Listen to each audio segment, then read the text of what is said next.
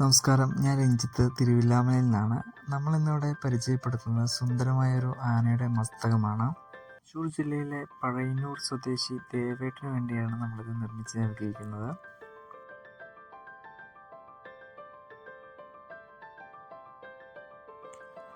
പൂർണ്ണമായും മരത്തടിയിൽ നിർമ്മിച്ച ഒരു ശില്പമാണ് ഇത്. നമ്മളാൽ കഴിയുന്ന രീതിയിൽ മാക്സിമം ഡീറ്റെയിൽ ആയിട്ടാണ് ഈ വർക്ക് ചെയ്തിരിക്കുന്നത്. മസ്തകത്തിൻ്റെ ഭംഗി കൂട്ടുന്നതിന് വേണ്ടി പെയിൻറ്റിംഗ് ആണ് ഇവിടെ ഉപയോഗിച്ചിരിക്കുന്നത്.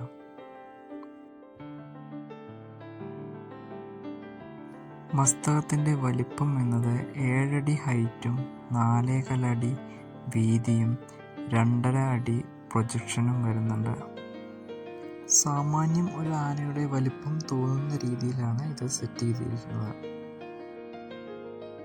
ഒരു അതിശയം തോന്നുന്ന നിലയിൽ നിലത്തുനിന്ന് 3 ഇഞ്ച് ഗ്യാപ്പ് വിട്ടിട്ടാണ് ഇത് ഫിക്സ് ചെയ്തിരിക്കുന്നത്.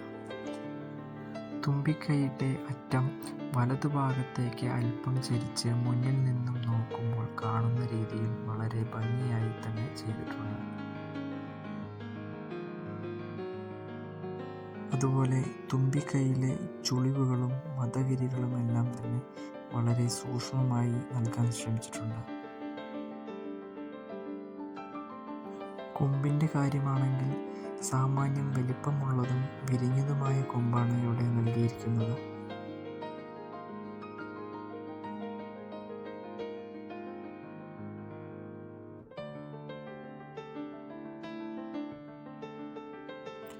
ഒരു സൃഷ്ടി ഭംഗിയായി തോന്നുന്നു എന്നുണ്ടെങ്കിൽ അതിനുവേണ്ടി ചെലവഴിക്കുന്ന സമയത്തിൻ്റെ അളവും വളരെ വളരെ കൂടുതലായിരിക്കും.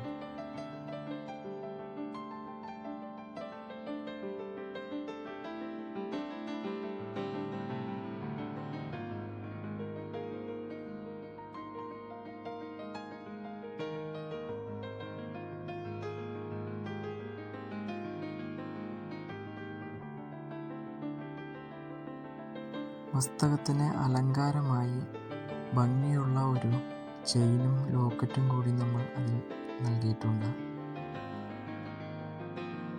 ചേളയുടെയും വായുടെയും മറ്റും എല്ലാം തന്നെ വളരെ ശ്രദ്ധയോടെ ചുളിവുകളും മറ്റും അതിൻ്റെ ഭംഗി തോന്നുന്ന രീതിയിൽ തന്നെ ചെയ്യാൻ ശ്രമിച്ചിട്ടുണ്ട്.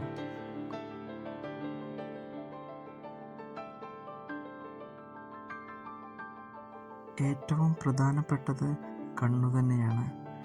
ജീവൻ തുടിക്കുന്ന കണ്ണുകൾ കിട്ടിക്കഴിഞ്ഞാൽ അതിൻ്റെ ഒരു സന്തോഷം വേറെ തന്നെയാണ്.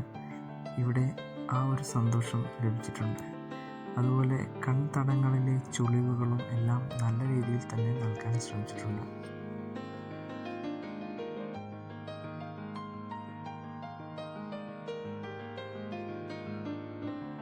ചെവിയുടെ കാര്യത്തിലാണെങ്കിൽ വളരെ ഇണക്കമുള്ള ചെവിയാണ് നൽകിയിരിക്കുന്നത്. അതിലെ മടക്കുകളും ചെവിയിലെ ഞരമ്പുകളും എല്ലാം തന്നെ വളരെ ഡീറ്റെയിൽഡ് ആയി തന്നെ നൽകിയിട്ടുണ്ട്.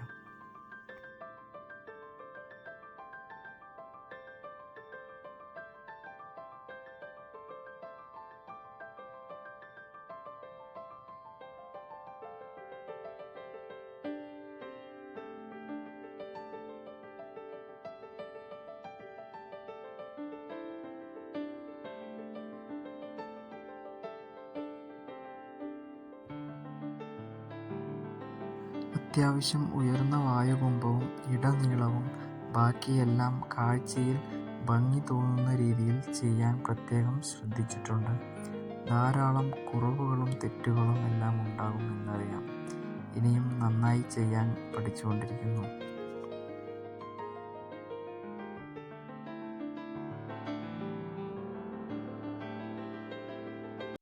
എല്ലാവർക്കും നന്ദി, നമസ്കാരം.